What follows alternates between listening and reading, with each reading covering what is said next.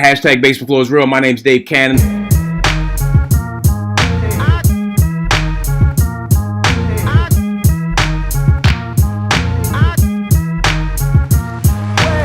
Hashtag The Basement Flow is Real. My name's Dave Cannon. Of course, we're back with another episode, and I've got a special guest on the line. Again, another hip-hop, legendary status, 90s flow individual. If you've never heard this song, Madism, Something's Wrong With You, You're Not Really Hip-Hop, please put your hands together for the one and only, my guy, your guy, Hakim Green, ladies and gentlemen. Hawk, you there? Good morning with the yearning. Yeah, man. What's going on, my brother? I'm good, man. I'm good. Everything's good. Listen, man, I appreciate you being on the show. We want to get some real hip-hop people in here, and you definitely are one of them. Thank you, bro. I appreciate that. That's a compliment. It's always good to be, recognized as hip-hop. Hip-hop is powerful, Extremely powerful. Yeah. Extremely powerful. So yes, I'm going to go right in, okay? So let me set the stage for you where I'm at. I'm a big KRS-One fan. From Criminal Minded all the way on. So, I'm following the career. I'm following the Sex and Violence LP and the Return of the Boom Bap, the KRS-One. And then, we get to that phase. We get to a funny phase in 95. Once we come off the Snoop era and the Chronic era, which is that G-Funk, we move to the Biggie, the flashy suits, shiny suits, late 94. Nas already drops early 94. And I'm thinking, what is going to be the next thing that comes in? And I hear this song. The beat drops like crazy, 95, midsummer 95, and it's all I do is... That was 94. 94, it dropped 94. That's right. Correct me. That's right. The album was 95. Right. This is before. The album was 95, right. Crazy sound. And, I mean, all we do is spark Madism. How did that come about right there? The song was sick, the beat, the hook, the vibe, the lyrics. Talk to us how that came about. All right, so me and Tuffy had this song called The Blunt Is On Fire, where it was on our demo that got assigned to Capitol Records. Mm-hmm. And the song was like, we had this whole rhyme style theory, metaphorical concepts in a freestyle context. Mm-hmm. So it was all about breaking a thing down metaphorically. So then The Blunt Is On Fire, I was the weed metaphorically. Tuffy was the blunt metaphorically, and the third verse metaphorically. When you listen to our music, what happens when you smoke that blunt, right? Right. But Chris was like, nah, that's gonna go over niggas' heads. Y'all too deep. Y'all got that college student shit going on. Y'all too lyrical. Y'all gotta dumb it down. Y'all need to dumb it down.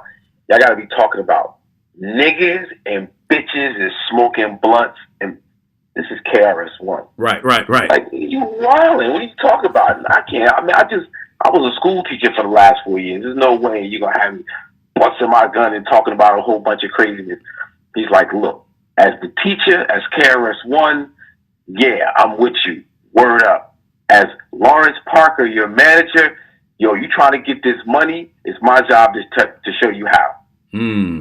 So we gonna dumb this down. And we're going to do this, and I'm going to hop on this joint with you. Say, all right, so, we in there. Puts the SP1200 on. We in D&D studio, classic, legendary place, recording studio. Yes. Say all the legends. So it's just got that vibe, that feel of 90s in the fucking walls and shit, right? So, we rolling up. We got some Hawaiian and shit. We getting twisted. He chops up these fucking records, puts in the SP1200, makes the beat. He's like, okay, now what we going to do for the fucking hook? So he pulls out what was banging at the time, which was Into the Stage, Black Moon. Mm-hmm. We went down the fucking album, like on a turntable with the album on wax. No, there's none of this fucking digital social media MP3. None of that shit going on. You got to put the wax on. You take the needle and you drop the needle down the record. Right. I got you open, second verse. All we do was spark Madism. That was it. Started writing the rhymes, and I had wake up in the morning with the yearning for herb in the middle of my rhyme. So when I spit the rhyme before we went to go lay it, we sitting there practicing rhymes. I heard, wake up in the morning.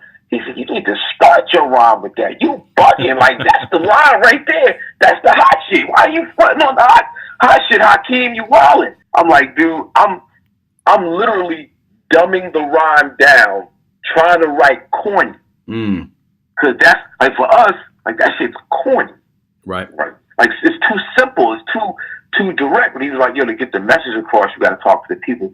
So you got to bring it down on their level. So we went in there, We dropped the verses and shit, and then Madism ended up being one of the bangingest songs of fucking 95, 94, 95. It's crazy Down. song. Yeah. How did y'all link up with Chris to begin with? How did that come about? I was a school teacher. I taught 6th, 7th, 8th grade from 90 to 94. I started an after-school program with some friends of mine called Act Now, African Children of Tomorrow Now. Where our whole thing was, introducing African history, African-American history in a way that would raise self-esteem, the self-esteem level of people of color in the urban environment. Right.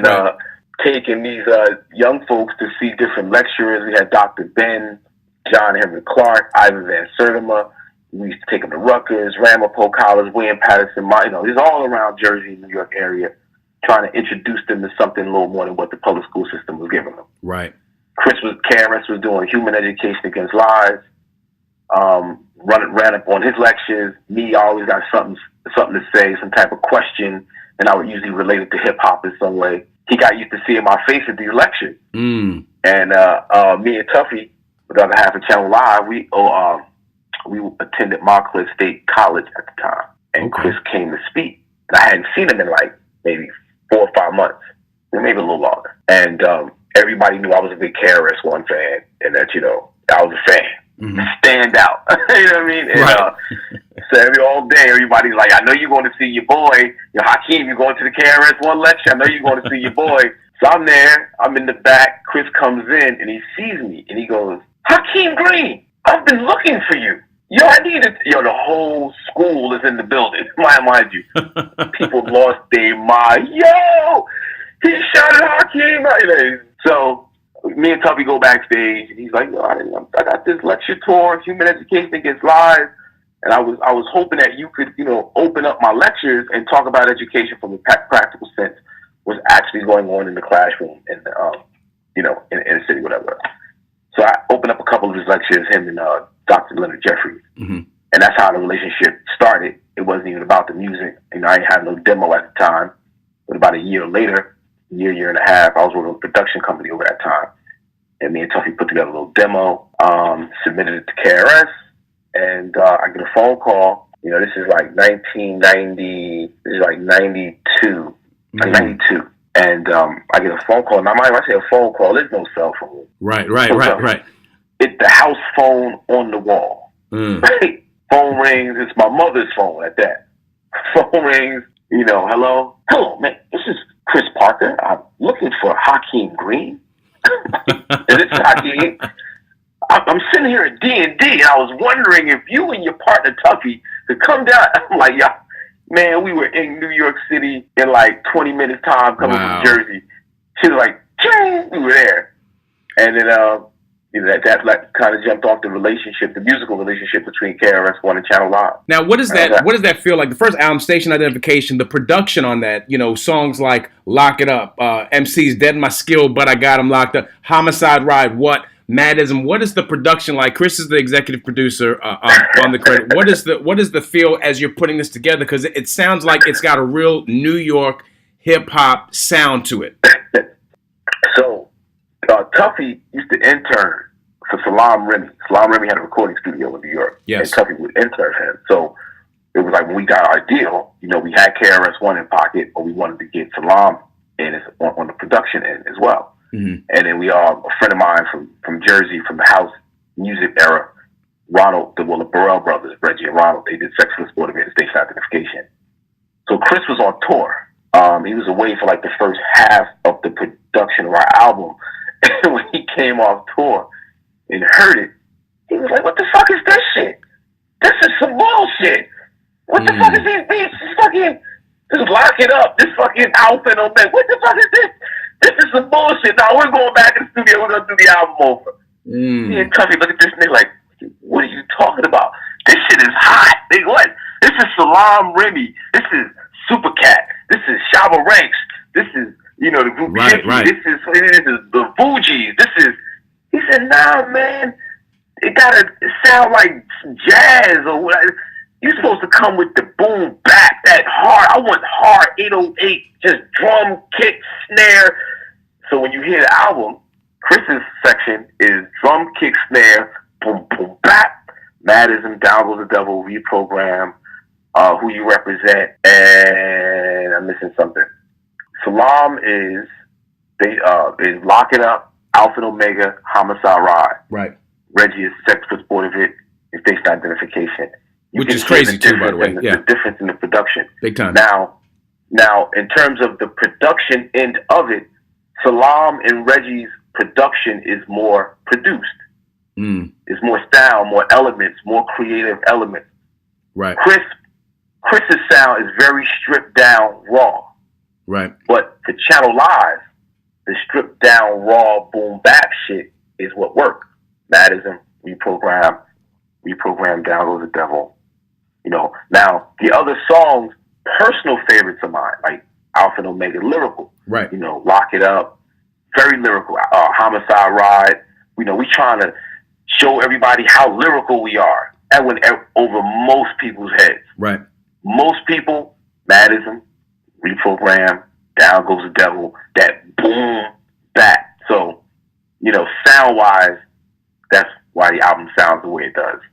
Now, another personal favorite of mine on that particular LP, Sex for the Sport of It, creatively authentic, production-wise, got a very, very smooth layer. How long did it take you guys to do this album? And, you know, what was your goal as you're doing it? Because you're coming out in a time, I mean, J. Rue the Damage is already out. You've got Black Moon. You got a whole lot of East Coast, really, you know, underground sound that's not underground at that time. It's kind of mainstream at that time in hip hop. Gangstar, Hard to Earn, right. A whole bunch of stuff. What is it that you're trying to fit in that matrix? At that time, or you say it's reflectively, or at that time? At that time, yeah. What we trying to do? Okay, at that time, man, you know what, bro? We were so young, and so we were just trying to be creative. You know what I mean? Just trying to be hip hop. Is the best way to put it. You know, the boom bap, you know, definitely was the New York sound, just right. That hard edge. So we was definitely in pocket, but we were also inspired by Souls of Mischief and Del the Funky Homo Sapien, the Alcoholics, you know, like that West Coast. So we had those elements, even when like Who You Represent has that kind of feel to it, that West Coast Cali feel to it.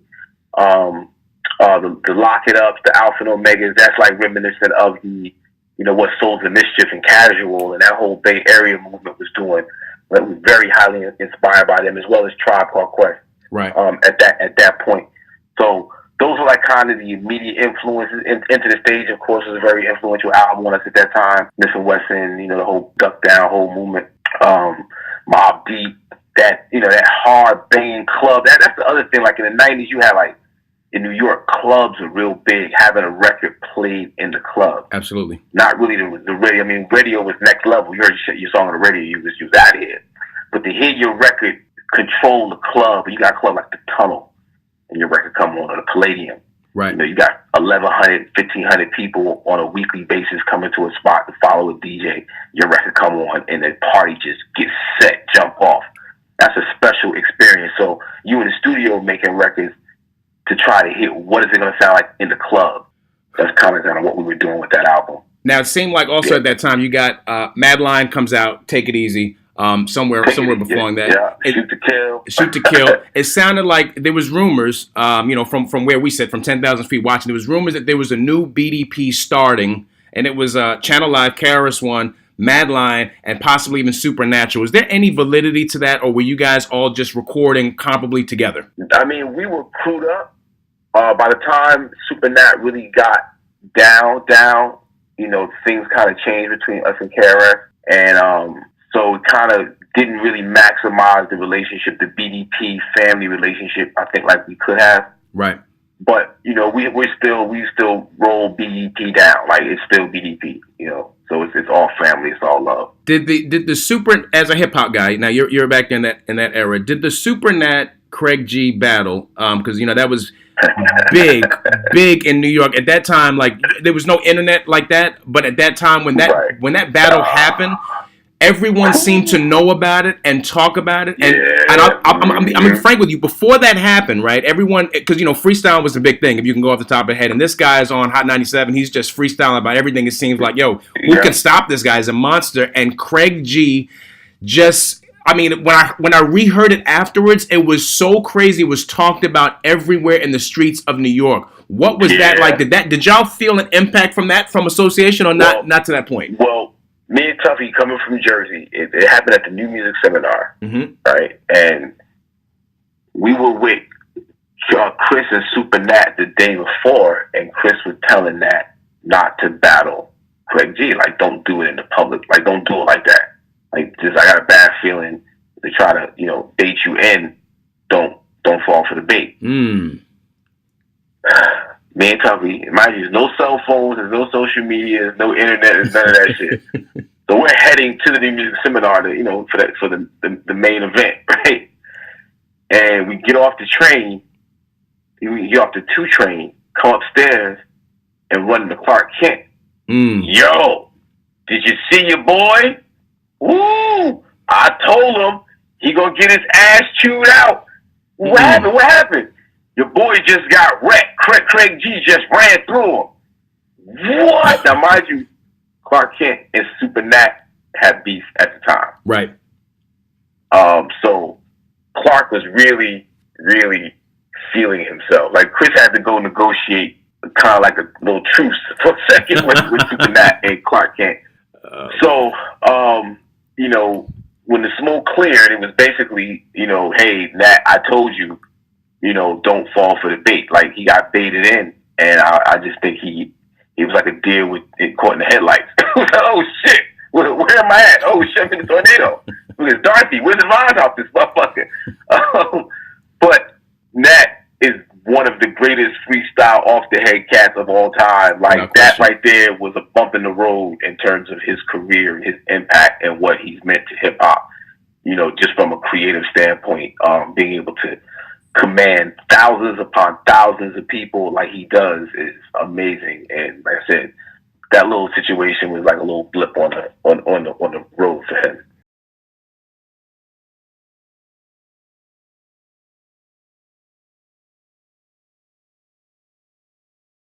Hawk, is there pressure? You're at the time, KRS-One is big in the streets. He's big in New York. Madline, that Take It Easy track was just, bananas. Is there pressure coming out at a new group, Channel Live, and you coming out in the midst of this really, I won't call it a golden era, because I think the golden era of hip-hop really is like 88, 89, but it was definitely close. There was a lot going on. Did you feel a certain pressure that maybe you guys would get tested on the lyrical front due to your association and the way that Chris had kind of moved at that time, or did you not really feel that? Nobody, me and Tuffy was about, peace and love and pass the blunt. So, cats wasn't really trying to check for us like that. I know we get a lot of respect. People really honor us lyrically and say that, we just came with that shit. So that's the love I get. Yo, I'm good. I ain't trying to go battle nobody. I hope nobody, hope don't nobody want to battle me. I just want to make good music. And when you listen to my shit, you respect it for what the art that I put together. Like, all this, I appreciate the battle. I appreciate battles. I love that. I love the whole Smack DVD. That whole shit is fire. I love that shit. Right. But for me, Like, I try to elevate the consciousness of people. Like, a lot of times the battle kind of stays in one lane. And even though you got cats like the Loaded Luxes and, a few other folks out there who battle with Jules and, they come at the battle like that. Right. For me, I'm trying to raise the consciousness of groups of people, not just one person. You know what I'm saying? I'm trying to smash on the system. Right. I'm trying to smash on, like, the fucked up obstacles that are placed in our way that keeps our people from, achieving all that they can achieve. Right. Like, if you want to look at my rhymes or have my rhyme structure and you want to analyze my shit and my double entendres and my metaphors and all that shit, my alliteration, and if you want to do that, please, but whether I'm the best, I'm not really concerned with being the best or being the illest. That's not why I got in the game anyway. Right. So, what did it feel like at that time, in the midst of, because a lot of these guys at that time is their first LPs as well. Big and Nas and J. Rue, a lot of them coming in the same time that you are. What is hip hop feeling like at that time? What's the vibe backstage from guys like yourself that are actually in it? Is there a lot of camaraderie? Is there a lot of competitiveness? Oh yeah, it was love. Like, is, you know, a few of the bigger shows that we participated in when you had like, there's one Method Man, Mobb Deep, Biggie, Ill and Out Scratch, Wu-Tang.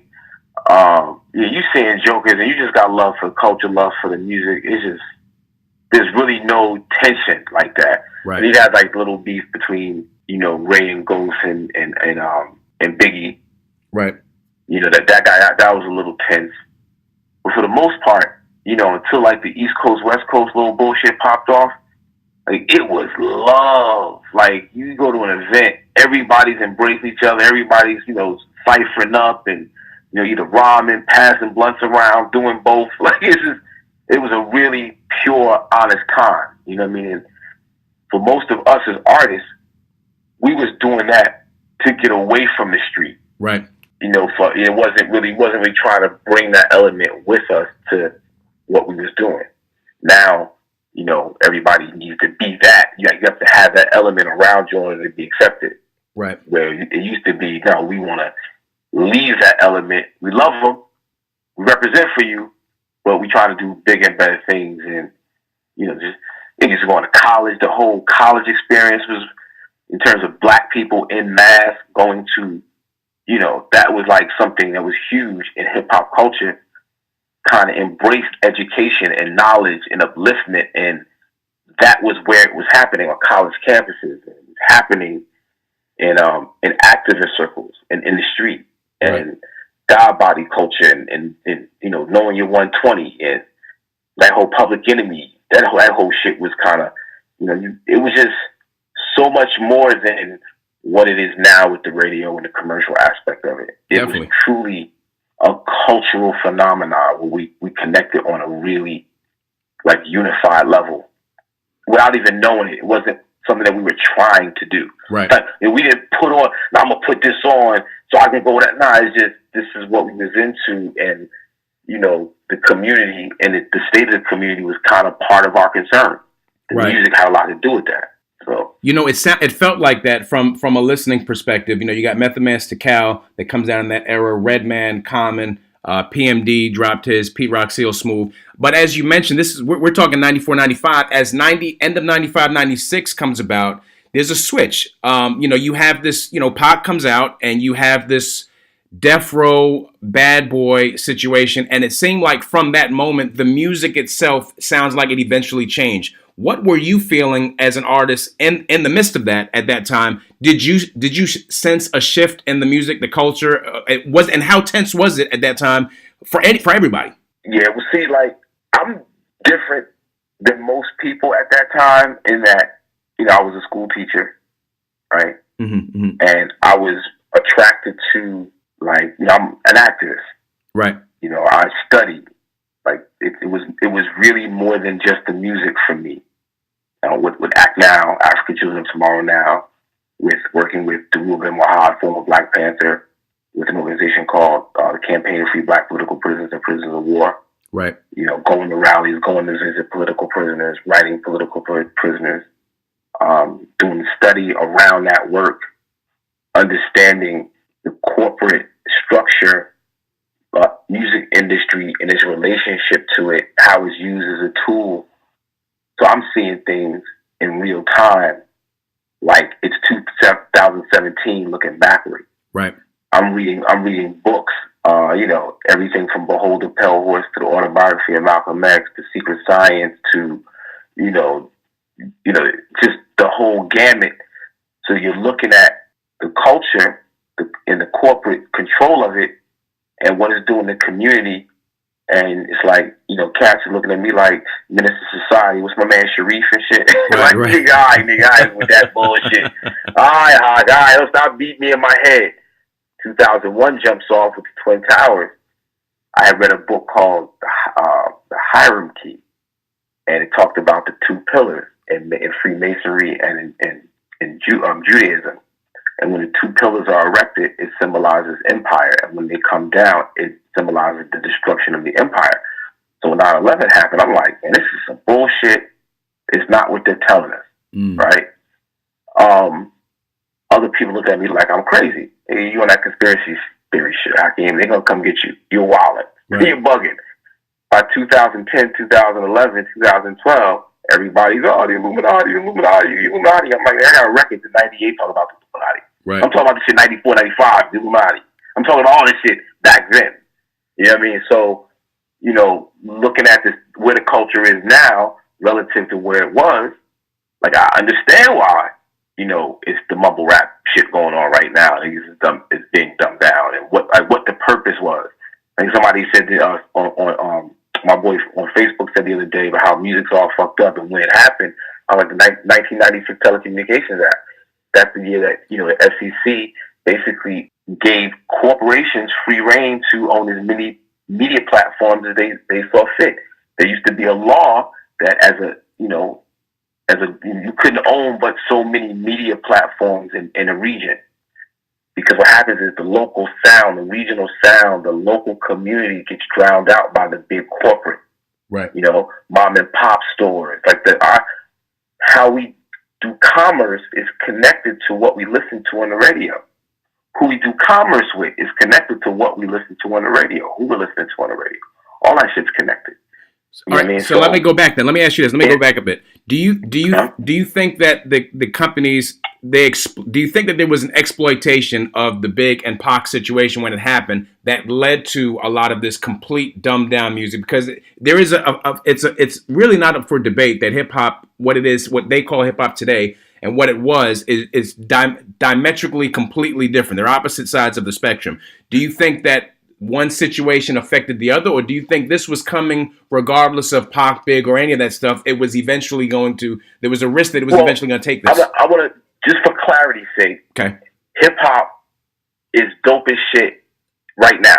Right. Like, real hip hop is dope as shit right now, and it's bigger than the radio. And when you look at what real hip hop is, what they say it is becomes insignificant. Like, you take the Get Down. Right. Mm-hmm.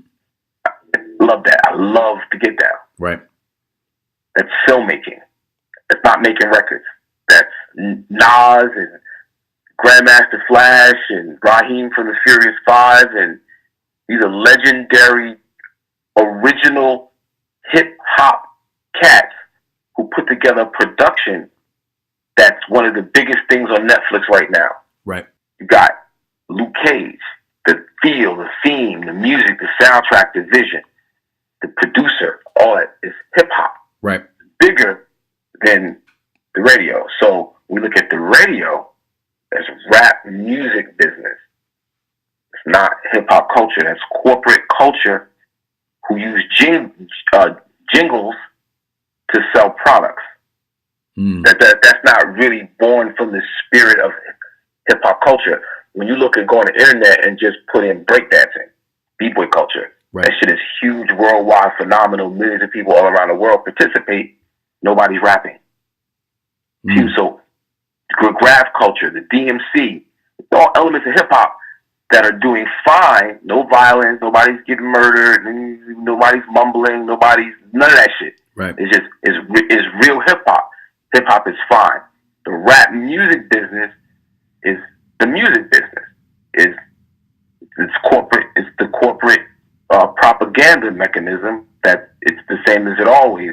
Like, I wasn't a big New Edition fan. Like, I understand what they mean in retrospect. Like, of course, Mike Bivins is legend. Bobby Brown is legend. No doubt. But in 1988, I wasn't following New Edition. That wasn't for me. That was for 13 and 14-year-old girls. Right. We was listening to what was hot on the street, which wasn't on the radio, really. So just like now, why would what's really hot be on the radio? Right. Wouldn't be.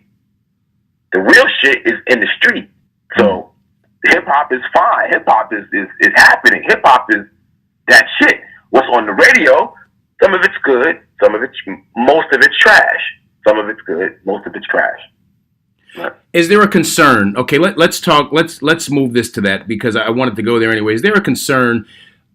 We all know that sometimes environment can't equal human. What a person is around and what they see sometimes is what they gravitate towards. And we're seeing a lot of, mumble rap, effeminization, a lot of what's being put before the masses is really not what hip hop was. And it's funny when you mentioned the get down. I'm sitting back and I watched the whole last series, and I'm saying to myself, when you look at what them guys did, the Cool Hercs, the DJ Red Alerts, these guys from the very beginning, there was really no benefit in them doing it outside of fun and what they wanted to do. I mean, there were so many opportunities for it to be stopped, for it to, it was almost not worth the headache that it was caused, and they did it, and they laid down a foundation. It almost feels like that foundation is being attacked more and more aggressively as the years progress by corporations trying to dilute it and dumb it down to where there's no longer any core. I mean, it's if they could, it almost seems like there was no core if you had no artists that was speaking, because it used to be like the Black CNN is what it was. It was the news for what was going on the streets. Melly Mel, The Message, etc. Is there a way? Where do you see this thing going from here? I mean, when I listen to like the Kendricks and the J. Coles and it's a myriad of other artists out there, the Chance the Rappers, the Joey Badasses, it's a lot of great artists out there who are putting out quality music, who are actually saying something. Agreed. So, I mean, where's it going? It's going to continue to be the great art form and culture that it's always been. It's not, I don't think it's going anywhere. The corporate, like, off on a tangent, but I'm going to relate it. Okay. So, the whole idea of struggle, right? I don't hate it, but I don't like using the word struggle. Like, we in the struggle. Oh, we got to get out here and struggle against the system. No struggle. No struggle. We have to learn to embrace it and love it and make it a part of our life. That it's just the way we move. When we do hip hop, we create a currency that's beyond corporate control. So what Red Alert was in, Grandmaster Flash and Melly Mel and these other folks created something of value that became commerce within that community, that they could dictate the value of it, how much it would cost to get in the party, popularity, fashion, clothing. It's just all types of hip-hop oriented products that only we can create, because we determine the value. That should never stop. Right. Ever. We should never like that. And it really doesn't ever stop. Now it's in the digital world. So there's apps that cats are creating. People are using their technical mind and connecting with the artistic side and making hip hop based apps. More of our people need to fucking be involved in that, so we make sure we decide on what that looks like. But that's hip hop. That's happening. Right. That's, like, I think the whole idea of, like, when we say struggle and we say, they fucked it up. Oh, the corporate fucked it up. No, they didn't. Right now, as I talk to you, I'm sitting outside of an event that I'm about to go inside to for Hip Hop Appreciation Week, which is this week, the third week of May. Every year, we celebrate hip hop culture during Hip Hop Appreciation Week. And there's a crew up down here in South Florida, in Miami. There's a crew called, the name of the group is called the Catalyst. And they do an open mic, weekly open mic. And every week it's just packed with young kids freestyling, doing like the real hip hop, like not the shit that's on the radio, like doing real shit. Right. And I'm there like, that's what's going on right now. I'm about to walk in. My man Thurston Howell III, big shout out to him, the whole low life movement. We steady doing shows down here in South Florida. It's across the country. Real hip hop is around the world. Real hip hop is happening. We just kind of focus on it like we're doing and figure out where the value is, how to monetize it, and control the price point. So we reap the benefits. And then if corporate decide they want to come in and cash us out, it might be beneficial. Hey, sometimes you got to sell out. I'm that bullshit. I just talk. I'm talking about selling out. No, I'm just joking.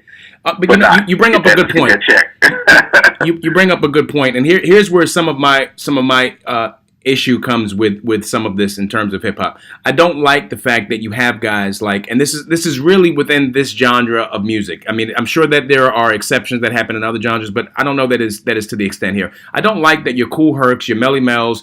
I don't like that these guys that really laid the foundation for guys like Jay-Z, Drake, guys that now, that do a great job for the culture and do a lot of revenue streams, but they will never see some of the financial gain that I think was established, from the guys from the forefathers. And I think at some point there has to be, more control given to the artists where we're not constantly seeing these same stories over and over again, like we saw on the BET New Edition, where these young talents, they come out, they blow it out the water, and we find out that they weren't making money for most of their career. We see a lot of people that are putting out great albums and they don't control the product whatsoever.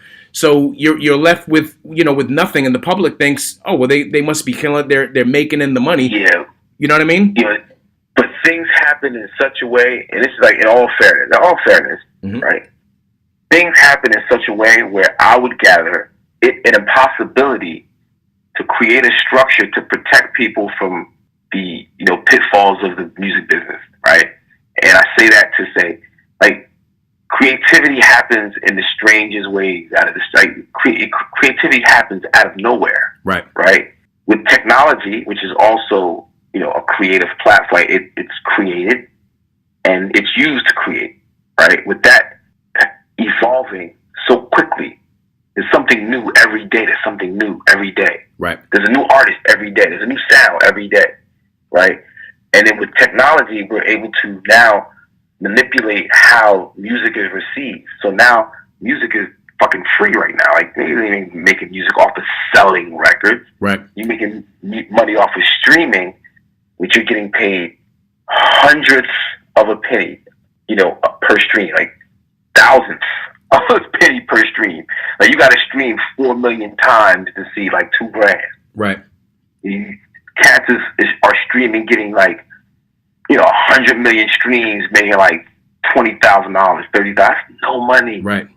No money. Right. But what are you supposed to do? Because technology now determines accessibility, which accessibility affects the value now. Because when things are so accessible, shit don't cost nothing. Right. So how does an artist get paid? Well, you get paid off of merchandise, you get paid off of touring. Technology has also enabled the artists to now be more creative in their business model, where you own more of yourself now. Now you have to be responsible for your merchandising and your promotion and your PR and your media and you have to do it. And now that you have to do it, you should be collecting a lion's share. But now, how do you collect all this virtual money? Because the shit ain't real.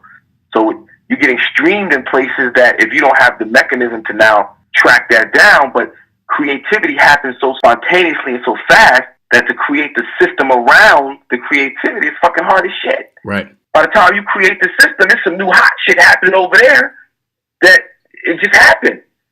And it's off and running. Like, my example, Hot Nigga, it's a vulgar song. It's a drugs, guns. It's all drugs and guns. This record was one of the biggest records out at the time. Like, it broke all kind of records at radio in terms of how many times it was played at radio, how many streams. This record was one of the biggest records of the decade. This dude ain't make no money off nothing. He's in jail right now. He's in jail. Right. Him and his whole team. Young Ma. Matter of fact, her record, the Young Ma record, was a knockoff of his record. Right. But the point is that creativity happens so fast and out of left field that to be able to now mentor the artist to say, okay, this is how you're going to set up your business model. This is how you're going to monetize your art. This is how you're going to collect your money. This is, your accounting, your lawyer, your legal. You're like, man, it's off and running. Right. You can't do it. You can't do it. But for those artists, like, who's the young boy from the Migos? Oh my God, this dude, he's a genius. Right, yeah. He's a rapper, actor, script writer, screenplay writer. Yeah. He's probably one of the, maybe he might be right, the most brilliant thing that we've seen out of hip hop culture since maybe Will Smith, maybe. No argument there. No argument there. This boy is incredible. That's, it's hip hop. But that's the trap. That's trap music. That's trap music. Yeah. So it's all in the way you look at it. It's how you perceive it. You could look at it, if we look at it just in the box of radio and what's playing on the radio, shit sucks. If you look at it in terms of the global impact across all different fields of activity, hip hop is fucking phenomenal, B. Agreed. Completely agree. And we are hip hop. Word. Completely agree. To go back, you guys' last album, Station Identification, between that time frame and the next album was a lot of years. What happened there? Did you guys was it a label conflict, or what happened there? Yeah, we got, us, Tracy Spencer, and Portrait got shipped off to EMI. EMI got bought by Virgin.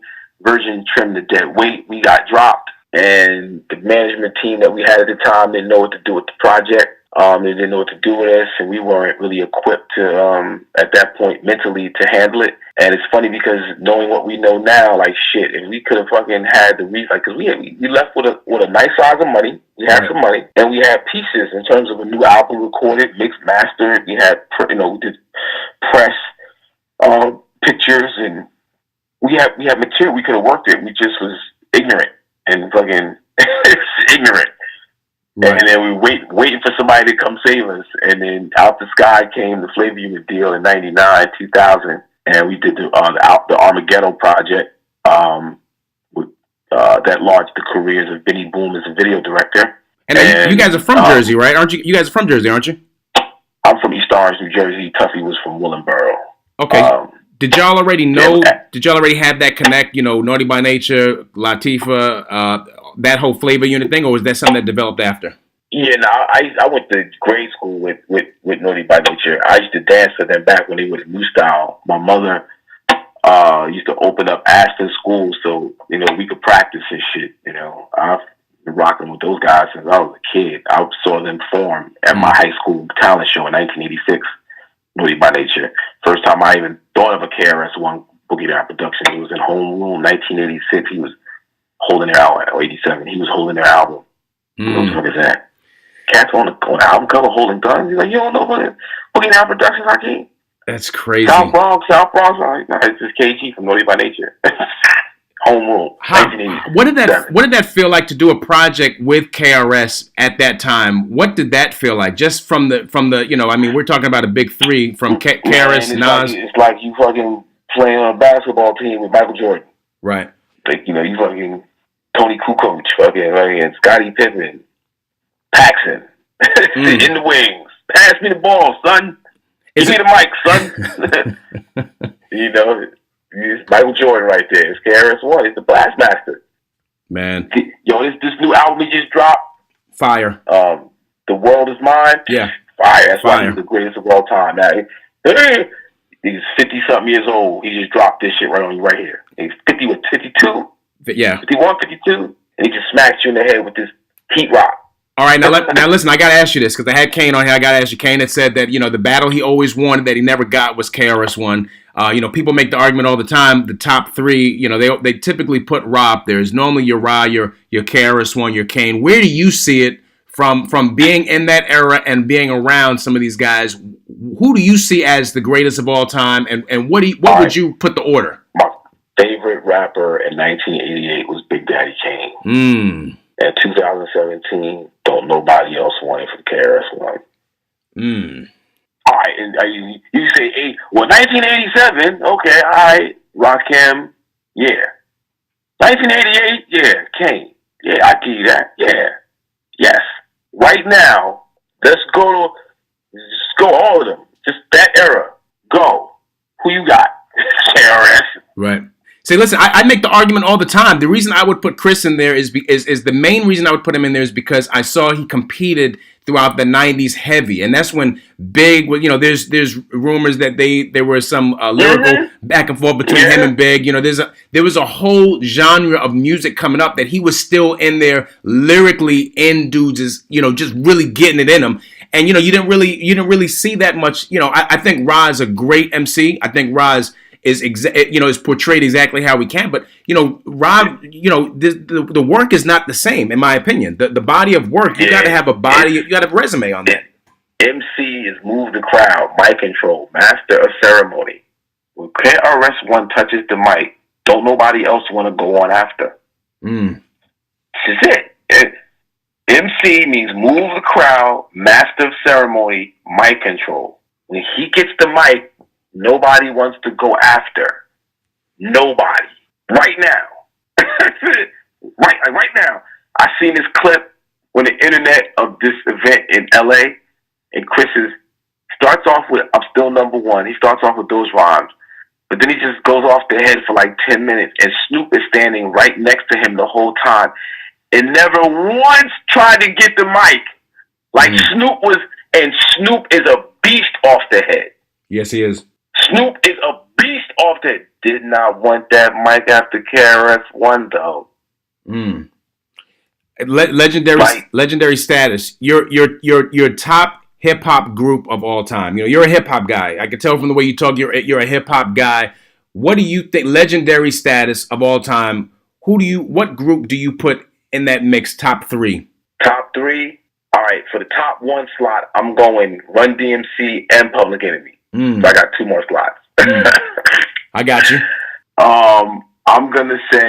I'm just gonna go Public Enemy and Run DMC. Everybody else is really keep it safe. Yeah, keep it safe. Like you cats, because I could say Tribe, I could say De La, I could say Wu-Tang, I could say NWA, I could say EPMD, I could say, you know.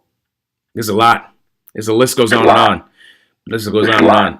Before we just the top slot, Run DMC and Public Enemy, those two, can't nobody fuck with those two. Yeah, they're definitely on a whole nother level. Before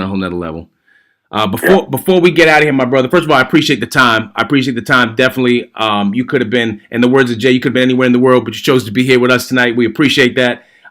Before we let you get on out of here, I like to ask hip hop guys this question, and this you're gonna have to think about this for a second, in my opinion. They say it takes a lifetime for a rap artist, to make their first project. What would you say is the most classic song off of an artist's first hip hop album of all time? You're gonna have to think about that for a second. Let me say it again, because it's a lot. Nah, you know what though? I'm not. It's not hard for me. Talk to me. It's not hard for me. This nigga Jizza, Liquid Swords. Bro, he got some joints on there. Like I'm just stuck on that. Like, I'm stuck right there. That his labels was crazy. Life of a drug dealer. Yeah. The restaurants on the steakhouse. So order the food to take out. Chaos outside of Spark Steakhouse. He said the sharpshooter hit the prosecutor. Judges are sent photographs of their wives taking baths, along with briefcase filled with 1.5. That's the bribe. Take her to commit suicide. Like, you can see everything he's saying. Step by step. Step by step. But he got just that whole album. Gold is hot. He got joints. I'm gonna say Jizza. I'm gonna say Jizza, Liquid Swords, as an album, as a song. Killer Hills 103.4, 10304, whatever it's called, whatever that is. My brother, man, that's incredible, man. My brother, I appreciate you coming on tonight. I appreciate the time. Is there anything? How can the viewership get a hold of you? And is there anything you'd like to tell the people before we head on out? Yeah, man. Just I want y'all to check me at madism.info on Facebook. That's at madismworld. Madism.info on Instagram. Madism.info on Twitter. Yeah, man. Madism is popping. It's a magazine, an online magazine covering the cannabis culture from a hip hop perspective. I do a podcast called The Podcast, the Madism Podcast on Madism TV. You can check that out on Facebook at Madism World. So check. Oh, also, 24 Hours of Peace is an annual event that I do in North New Jersey, pushing peace, love, unity, and safely having fun. It's a concert festival that we created in line with Violence as a Public Health Issue, which is an initiative that Mayor Raz Baraka has launched some years ago to try to bring more focus around raising the peace vibration. And we do that every August. This year's event is going to be August 18th and 19th. We've had Kane, Hakim, we've had Juice Crew All-Stars, Smith & Wesson, DOS Effects, Lords of the Underground, Naughty by Nature, Savion Glover. Like, cats come out for this. It's huge every year. Check that out. 24 Hours of Peace, 24HRS of Peace on all social media platforms. Google it, find out more about it, get involved, support. So we got Madism, we got 24 Hours of Peace, and I think that about sums it up, man. Hey, yeah, man, listen, that's about it. You've been tuning into the hashtag Basement Flow is Real. My name's Dave Cannon. Please support my guy, activist, author, creator, everything. My guy right here, Hakim Green. We are out of here. Much love and peace. Thanks. We out. Peace, man.